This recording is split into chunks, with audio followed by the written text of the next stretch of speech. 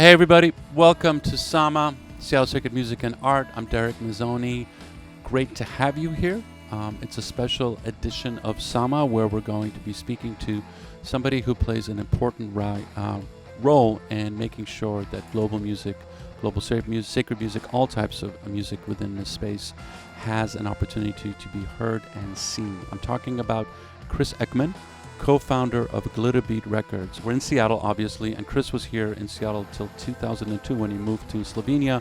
He was part of the Walkman, a great label here on Sub Pop, and he was here at an interesting time in Seattle where it was a small town. It wasn't like the hub of technology, coffee, food culture per se, and now it has grown. And he's been traveling. He was spent a bunch of time in West Africa. He discovered all of these phenomenal artists that just didn't get a chance to be heard or seen.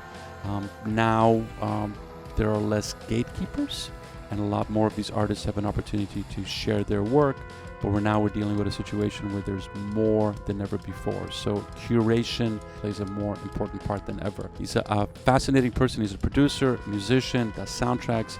This guy does it all, and it's great to have him here on Sama. Hey, Chris. Hey. Thanks for being here. Good to see you. Yeah, my pleasure. So nice to connect with Seattle also. Thank you. You've always got a home here. You know that. I do know that. So you're in Ljubljana in Slovenia. COVID has an upsurge, and now they're shutting everything down in Europe. What's life like for you right now? It's changed radically in the last week. We were kind of one of these, it's a very little country, it's 2 million people, but we were one of, you would see even in things like Wall Street Journal, Slovenia, the COVID miracle and things like that. Mm-hmm. We had a very successful mitigation of it, I guess, in the springtime, and we opened up. We even had shows. I played shows over the summer. Your guests, Week R.E.M, they played shows over the summer. There was a lot of small stuff going on, but the autumn has been pretty brutal. We've have about 12, 15 times the amount of cases we had at the peak in April at the moment. So it's really gone from really kind of sort of this bubble, paradisal bubble to really full-on chaos. What the hell are we doing? Got it. Yeah, it's not going well. But we're locked down, not completely. People are still going to work. You're encouraged to work from home, of course, but we have a curfew now at 9 o'clock. Yeah, I mean, I guess we've been down this road. It's really unfortunate, but we're here. Which leads me to this question that I wanted to ask you. It's like, okay, so you founded Glitterbeat. You were in Seattle. You were in an Americana band. But you went to West Africa. You were part of the desert, the festival in the desert, and I'm trying to draw parallels to people who have traveled in third world countries, developing countries, to where we're dealing with right now. Because if you're in Mali, you just can't go to the store and get what you want. You just can't go to an ATM. There's things have, it's a different way to live.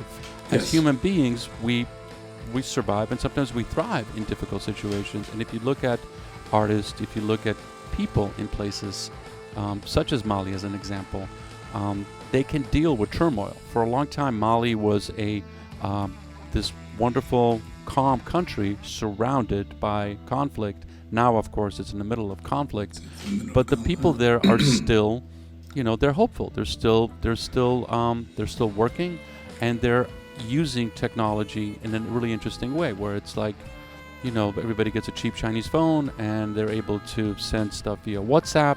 I'm getting stuff sent to me directly from artists right now. It's like it doesn't have to go through the classic gatekeepers before it gets to me. It's great.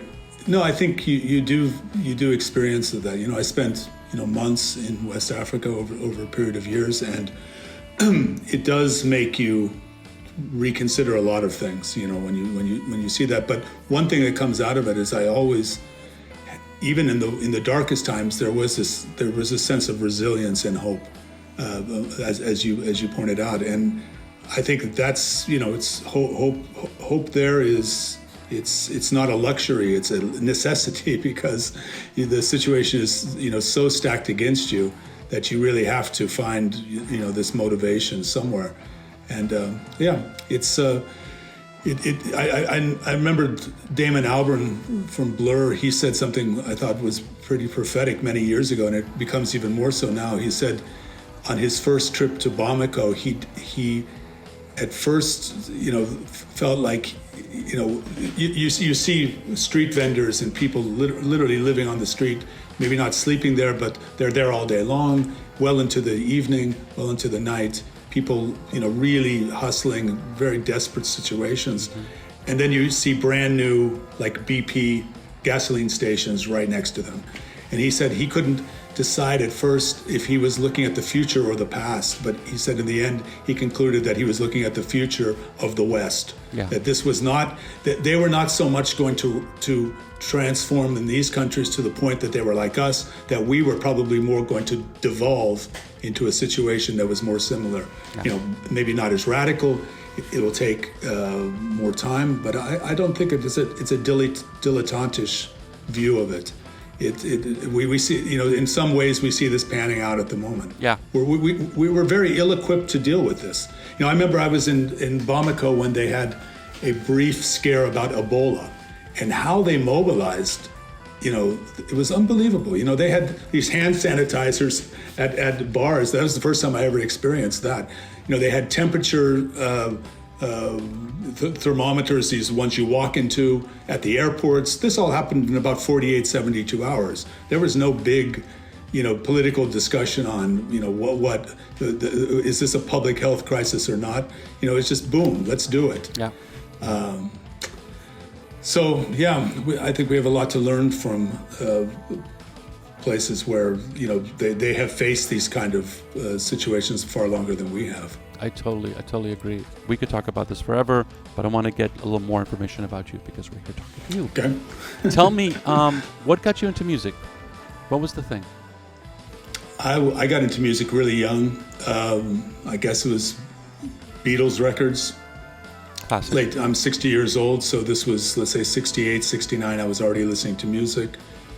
We had my parents weren't that musical. We didn't have a lot of records in the house, but we lived across the street. I have two younger brothers who also were musicians. Both of them were in the Walkabouts at one period of time. Mm-hmm. And we had a neighbor, and it was a kid around our age, and his father, they had been living in the Bay Area, and his father had this amazing collection of like 60s psychedelic music and things like that, which we were listening to like when we were 8 and 9 years old.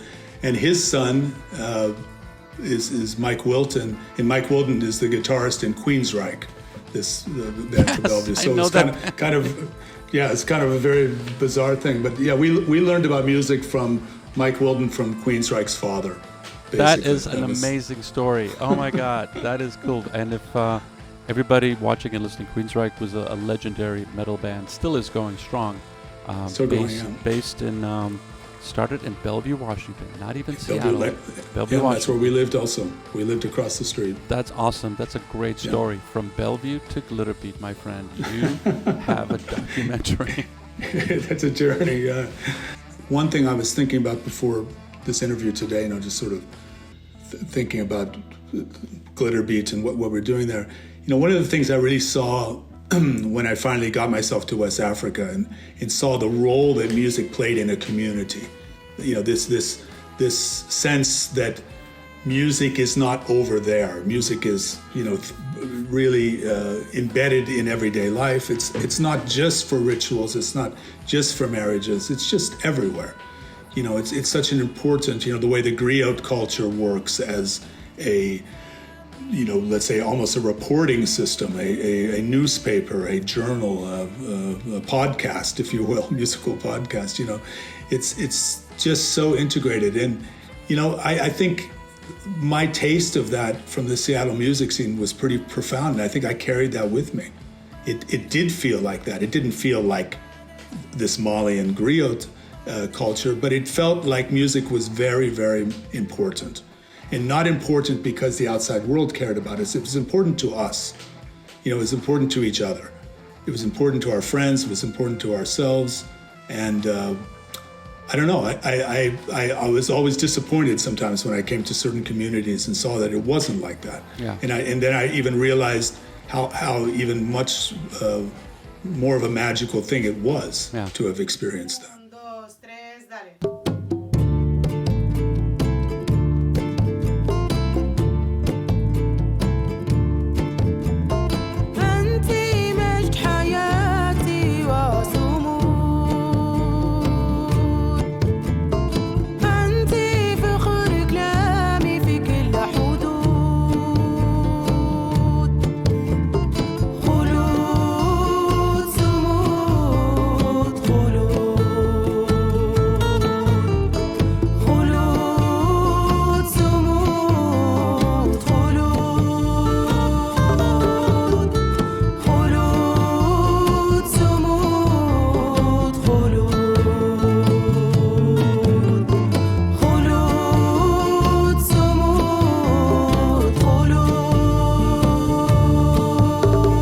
Taking a risk here with this, and you're even taking a bigger risk because she's not singing in a language that's part of the classic colonizing languages, French, English, Spanish. It's like you got to be a romantic fundamentally to do this stuff. What is that thing that keeps you like, okay, and you guys you're successful, but it's not like success. No. It's an interesting thing. I don't know. I think. Back to where you started, I think one thing is, what can we do in these times to bring ourselves together? And an artist that you and I talked about before we started this tonight, from Pakistan, Ustad Sami, he has this great line that singing is listening. And I think that's, it's this dichotomy, like we always perceive as the performer as someone who's doing something and we're listening, but actually musicians, are listening to each other and are listening even to, the space that they're in. And I think this idea of listening is what is in terrible short supply in, I think all of our cultures. And, it's true in Slovenia, it's true in Seattle, it's true under our semi-dictator, Janez Janša, it's true under your or I'm American also, so the semi-dictator, we need to, and I'm sure it's true in Pakistan where they have a semi-dictator, it's all the same. And the problem is we are in great danger of losing this ability to listen to each other.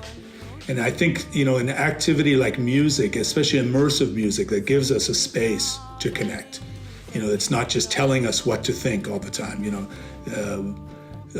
music built around, drones and built around repetition and built around spiritual grace and generosity, as so much of the music in the world is. Opening space for that kind of music, I think, allows us to connect. It gives us more connection, not just with people from other cultures, but giving us a space to work out some of this contemplation and reflection and things like that. Yeah. Chris Eckman, co-founder of Glitterbeat Records. This is Sama, Czech Music and Art. I'm Derek Mazzoni. Chris, thank you so much. It's been my pleasure. Awesome. Yeah, it's really been my pleasure. We will see each other inevitably soon.